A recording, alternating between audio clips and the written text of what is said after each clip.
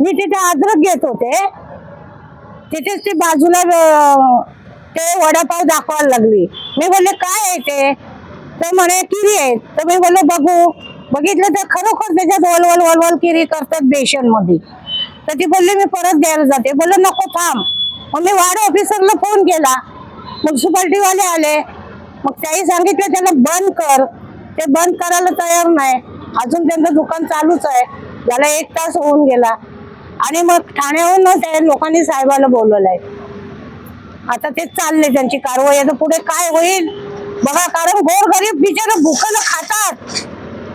काय बोलतात ना, भुकेला कोंडा आणि झोपाला धोंडा, अशी परिस्थिती गरीब दुबल्यांची कांबेरे. मी डोंबिवलीला कधी सण असला तर थोडा धंदा करायला येते आपला, फक्त काळा पाचोला घेऊन. आम्ही गजानन इथून वडापाव घेतले, पण आम्ही खायला जेव्हा चटणी उघडली तर त्याच्यामध्ये किडी होत्या. तर ते मी त्यांना दाखवायला घेऊन येत होते रिटर्न द्यायला. तर मला या ताई भेटल्या, काशीबाई ताई भेटल्या. त्यांनी सांगितलं का मी तुझ्या जोडीला येते, आणि त्यांनी म्युन्सिपाल्टीच्या ऑफिसवाल्यांना सगळ्यांना बोलावली, साहेबांना, आणि त्यांचं सेटर बंद केले. पण त्यांनी परत चालू केले ते सेटर. काय प्रकार घडलाय नेमका? नाश्त्यासाठी मला वडापाव पाहिजे होता. मी गजानन वडापावच्या इथे गेले आणि तिथून 3 वडापाव घेतले आम्ही तिघींसाठी.